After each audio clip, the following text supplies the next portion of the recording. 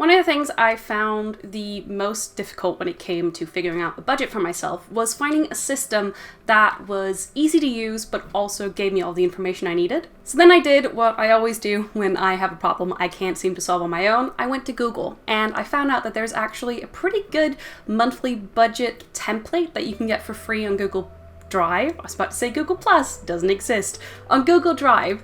And I've been using that for a couple of months now, and I think it's working really well. So I thought I would do a little video just kind of walking you through how it works, and then hopefully it's something that you can use to get your finances in order. So if you go to your Google Drive and you click on New, and then you go to Google Sheets and click the little arrow, and then you click on From Template. This brings up this template gallery. And as you can see, the recently used for me is this monthly budget, but it'll also be down here. So you click on that, and then it takes you to this page, which it's basically just like a sheet, kind of like an Excel sheet, but a Google sheet, and it has two things. So this is the section where you will be adding your things, and this summary section is where you will be getting all the information. So the thing about this is that, as it says here, you only edit the highlighted cells. So that would be these beige colored ones. And then of course you add in your transactions. Now what I think is really neat about this is the things you put in here. So say, I don't really use anything in transportation because I'm walking all the time.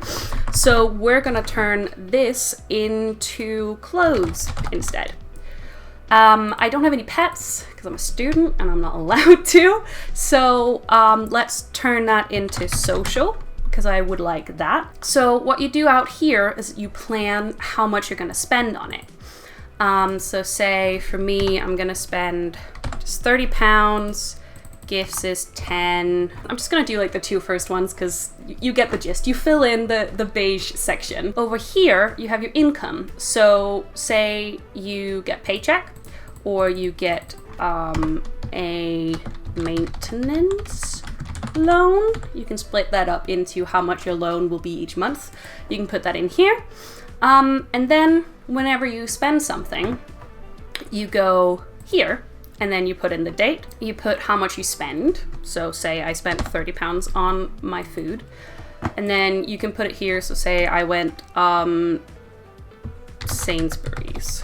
And then this is the thing that I think is really smart. It's where these categories come up. So the different categories I put in the summary side, it automatically updates here. So if I say food, then if I go back to the summary, you can see that now in actual, it says I've spent 30 pounds on food. And since I've stayed within my budget, the difference is 0. But for example, they filled out the home here, where this like just template person spent $1,000 instead of 950.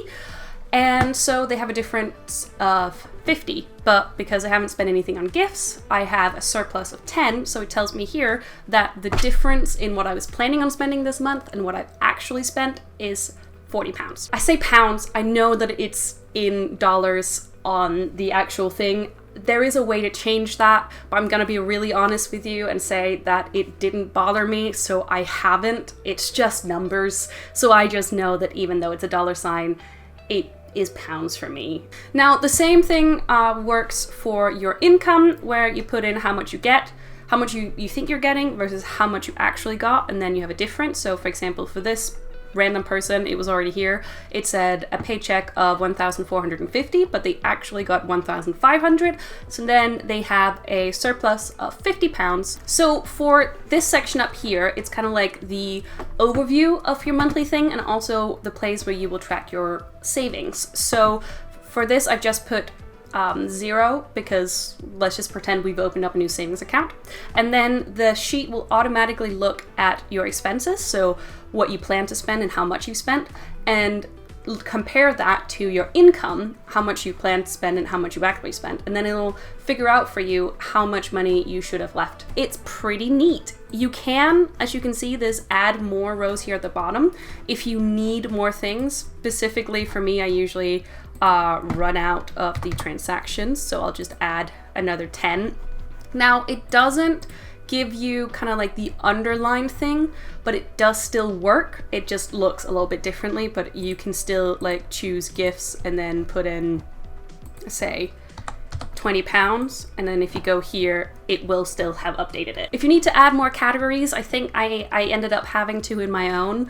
It's a little trickier. You can't just add more rows. You will still need to do the add rows at the bottom, but you will have to copy. So if you can see up here is the formula. So you have to copy paste that and then change it. So this one says B41 because this is B41. So you will then change that to B42 and B42 if you want to make an extra one. But it's pretty simple. You just kind of figure out which column it matches up to and then copy paste it and then change the number for the column. Once you get into a new month, you just make a copy. That's what I did, and then delete all the transactions, because that way you still have all these things that you've set up for yourself here, and then you change the end balance to be the start balance so that you can continue your savings, and then it just goes on from there. The other thing that's really smart about this is because it's on Google Drive, that means you can access it from anywhere. I have the Drive app on my phone, which means that if I'm out and about, I can still access the Google Sheet and add things in, so I don't have to remember it. So this is definitely something that I found really helpful in getting